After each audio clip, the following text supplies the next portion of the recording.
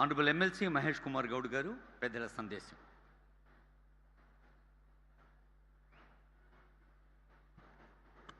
అందరికీ నమస్కారాలు.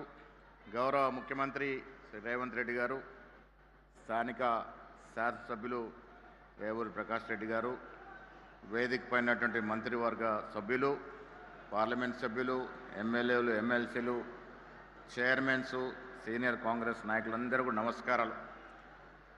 నిన్న సంగారెడ్డిలో బహత్తరమైనటువంటి ప్రజా కార్యక్రమం 1,06,00,000 స్మార్ట్ రేషన్ కార్డులు ప్రారంభించుకొని ఇవాళ పరకాలలో మరొక బహత్తరమైనటువంటి సంక్షేమ కార్యక్రమానికి శ్రీకారం చుట్టానికి వచ్చేసినటువంటి రాష్ట్ర ముఖ్యమంత్రి రేవంత్ రెడ్డి గారికి మీ అందరి తరఫున ధన్యవాదాలు తెలియజేస్తా ఉన్నాను. కారణం, తెలంగాణలో 2023లో కాంగ్రెస్ పార్టీ అధికారంలోకి వచ్చిన తర్వాత సంక్షేమానికి పెద్దపీట వేస్తూ ఒకవైపు అభివృద్ధి, ఒకవైపు సంక్షేమంతో పాటు ఈ రాష్ట్రంలో సోషల్ జస్టిస్ కూడా కాపాడుతూ ముందుకు పోతున్నటువంటి సందర్భం. రేవంత్ రెడ్డి గారు ఒక రెడ్డి బిడ్డగా పుట్టినప్పటికి కూడా ఏ రాష్ట్రంలో లేనటువంటి కుల సర్వే ఈ రాష్ట్రంలో చేసి దేశానికి ఇవాళ రోల్ మోడల్గా నిలిచినటువంటి సందర్భం. ఇవాళ దేశంలో మోడీ గారు తెలంగాణని రోల్ మోడల్గా తీసుకొని తెలంగాణలో ఏ రకంగా అయితే కాస్ట్ సర్వే జరిగిందో, ఒక సోషల్ జస్టిస్ శ్రీకారం చుట్టినామో, అదే రకమైనటువంటి సర్వేని, అదే మొడాలిటీని తీసుకొని ఇలా దేశవ్యాప్తంగా కుల సర్వే చేయబోతున్నారంటే అది తెలంగాణకే గర్వకారణమైనటువంటి మాట ఈ సందర్భంగా మనవి చేస్తా ఉన్నాను. మిత్రులారా, కాంగ్రెస్ పార్టీ అంటేనే సంక్షేమం, కాంగ్రెస్ పార్టీ అంటేనే ఎస్సీ, ఎస్టీ, బీసీ, మైనార్టీ ఒక పెద్దపీట వేసినటువంటి మహాతల్లి లాంటి కాంగ్రెస్ పార్టీ. ఇవాళ ఈ రాష్ట్రంలో రేవంత్ రెడ్డి గారి నేతృత్వం నడుస్తున్న కాంగ్రెస్ పార్టీ ఒకవైపు గ్రామాల అభివృద్ధి, ఒకవైపు సంక్షేమం, ఒకవైపు సోషల్ జస్టిస్, 3 స్తంభాల మీద ముందుకు పోతున్న తరుణంలో వాళ్ళ పరకాల్లో జరుగుతున్నటువంటి సభలో వితంతులకి, సమాజంలో చాలా వెనుకబడి అవసరమైనటువంటి వితంతులకి, సింగిల్ మహిళలకి, చేనేత కార్మికులకి, గీత కార్మికులకి 100% పెన్షన్ ఇస్తున్నటువంటి విధానాన్ని ఇవాళ ప్రవేశపెడుతూ దాదాపు 43 లక్షల పెన్షన్లకి శ్రీకారం చుట్టండి సందర్భంలో మీ అందరికి కూడా ఈరోజు పెన్షన్ అందుకుంటున్న మీ అందరికి కూడా శుభాకాంక్షలు. అదేవిధంగా వచ్చే రోజుల్లో కూడా ఈ 2.5 సంవత్సరాల్లో ఎన్ని ఉద్యోగాలు ఇచ్చామో మీకు తెలుసు. సన్న బియ్యం, రేషన్ కార్డులు, ఉచితంగా మహిళలకు బస్సు ప్రయాణం, ఉచితమైనటువంటి నాణ్యమైనటువంటి కరెంటుతో పాటు ఎన్నో సంక్షేమ కార్యక్రమాలు అందిస్తున్న కాంగ్రెస్ పార్టీ ఎన్నికలకు ముందిచ్చిన ప్రతి మాట నిలబెట్టుకుంటాం. 8 లక్షల కోట్ల అప్పులు నెత్తిపెట్టిన పోయినప్పటికీ కూడా ఒక్కటొక్కటిగా విజయవంతంగా మీకు చేరవేస్తూ ముందుకు వస్తున్నటువంటి ప్రభుత్వానికి మీరందరూ అండగా ఉండాలి. ఇంకా 2.5 సంవత్సరాల్లో ఇచ్చిన మాట, ప్రతి మాట నిలబెట్టుకొని మీతో శబాషి కొట్టించుకొని మళ్ళీ గొప్ప మెజారిటీతో అధికారంలోకి వస్తామనే మాట కూడా సందర్భంగా మనవి చేస్తూ మీ అందరి నుంచి సెలవు. జై హింద్. Thank you sir. మన జిల్లా ఇన్ఛార్జ్ మంత్రివర్యులు గౌరవనీయులు పొంగులేటి శ్రీనివాస్ రెడ్డి గారి సందేశం.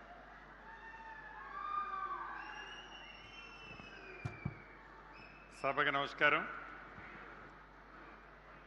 ఈరోజు ఈ కార్యక్రమానికి ముఖ్య అతిథిగా విచ్చేసిన మన అందరి గుండెల్లో ఉన్న గౌరవ ముఖ్యమంత్రి రేవంత్ రెడ్డి గారికి, సహచర మంత్రివర్యులు సీతక్క గారికి, లక్ష్మణన్న గారికి, గౌరవ పార్లమెంటు సభ్యులకి, గౌరవ శాసనసభ్యులకి, శాసన మండలి సభ్యులకి, వివిధ కార్పొరేషన్ చైర్మన్లకి, వేదిక మీద వివిధ హోదాల్లో ఉన్న ప్రజాప్రతినిధులకి, హైదరాబాద్ నుంచి వచ్చిన ఉన్నతాధికారులు అందరూ ఇక్కడే ఉన్నారు. ఇలా ప్రకాష్ అన్న ఉన్నతాధికారులు అందరినీ ఇక్కడికే పిలిపించుకున్నారు.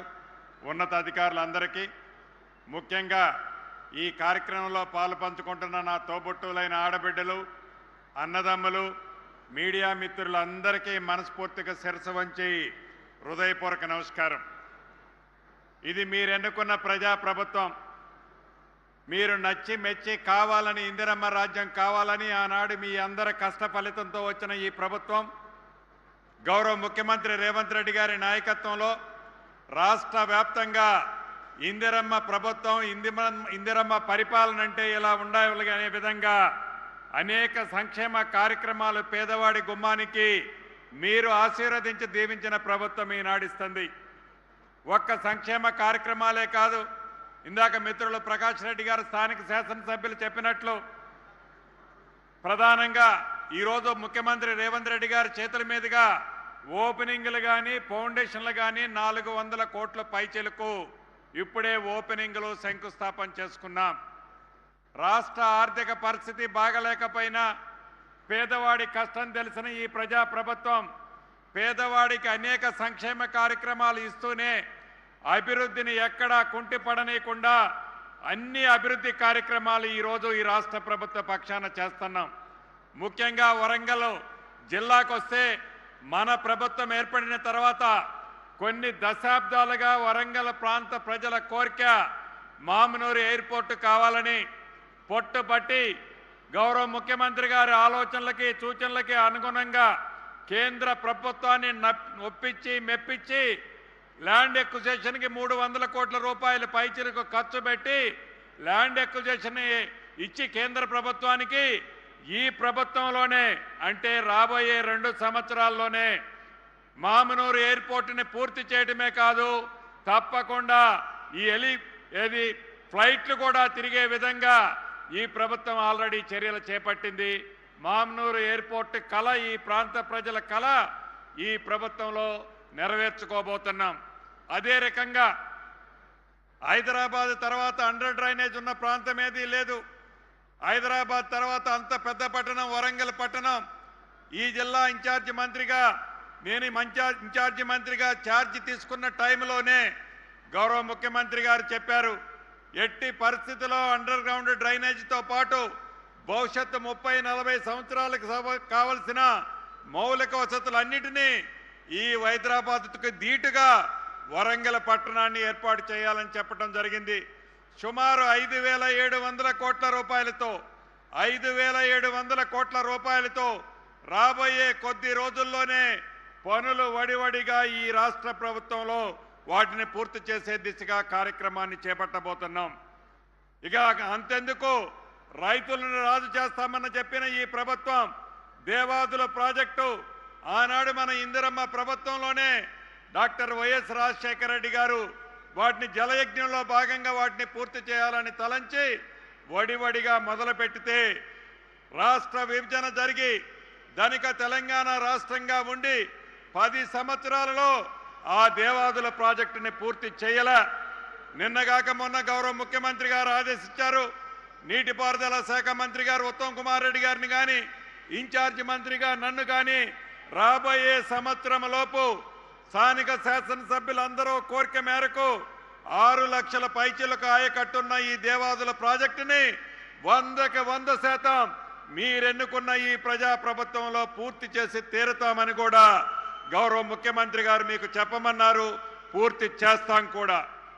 అంతేకాదు ఆనాడు 8-10 సంవత్సరాలు పరిపాలించేటప్పుడు ధనిక తెలంగాణ రాష్ట్రాన్ని తెచ్చుకున్న ఈ రాష్ట్రం సుమారు 8,000 కోట్ల రూపాయలు 8 లక్షల కోట్ల రూపాయలు అప్పు అయితే చేసింది, కానీ 80,000 ఇళ్లు కూడా ఆనాటి ప్రభుత్వంలో కట్టలే. 8 లక్షల కోట్లు అప్పు చేసి పేదవాడి ఆత్మ గౌరవానికి చిహ్నంగా 80,000 ఇళ్లు కూడా కట్టలే. ఈ ప్రభుత్వం మొదటి విడత రెండో విడత కలిపి హైదరాబాద్తో కలిపి ఈ 2.5 సంవత్సరాలలో 8 లక్షల ఇళ్లు శాంక్షన్ చేశాం. 2 లక్షల ఇళ్లు పైచిలకు పూర్తయ్యాయి. మిగిలిన 2 సంవత్సరాల్లో కూడా తప్పకుండా పేదవాడి ఆత్మ గౌరవానికి చిహ్నంగా ఇల్లు ఇచ్చే బాధ్యత ఈ ప్రభుత్వానిది. చివరగా ఉద్యమాలకి ప్రధాన గడ్డ ఈ వరంగల్. ఆ ఉద్యమంలో ప్రధాన పాత్ర పోషించిన ప్రొఫెసర్ జయశంకర్ గారి గ్రామాన్ని రెవెన్యూ గ్రామంగా చేయాలని 10 సంవత్సరాలు పరిపాలించిన ఆనాటి దొరలకు చెప్తే ఆ దొరలు చెయ్యలే. గౌరవ ముఖ్యమంత్రి పిసిసి అధ్యక్షులుగా ఉన్ననాడు ఇచ్చిన మాట ప్రకారం ఆ రెవెన్యూ గ్రామాన్ని చేశాం. ఇంకా మరింత అభివృద్ధి చేస్తామని కూడా ఈ వేదిక ద్వారా చెప్తూ మరొక్కసారి వరంగల్ పట్టణ ప్రాంత ప్రజలందరికీ మరొక్కసారి అభినందనలు.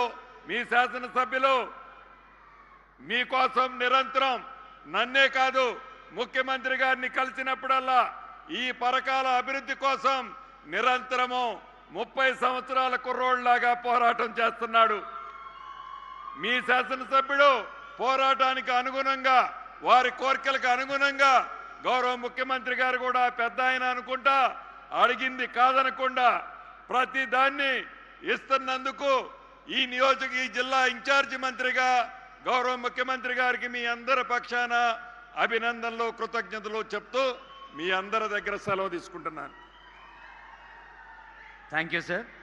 అభివృద్ధికి ఆకారంగా సంక్షేమానికి సాకారంగా పాలనను నిత్య మంగళ శ్రీకరంగా నిర్వహిస్తున్న ప్రజా ప్రభుత్వ అధినేత ప్రియతమ ముఖ్య అతిథి ఆనరబుల్ సీఎం గారి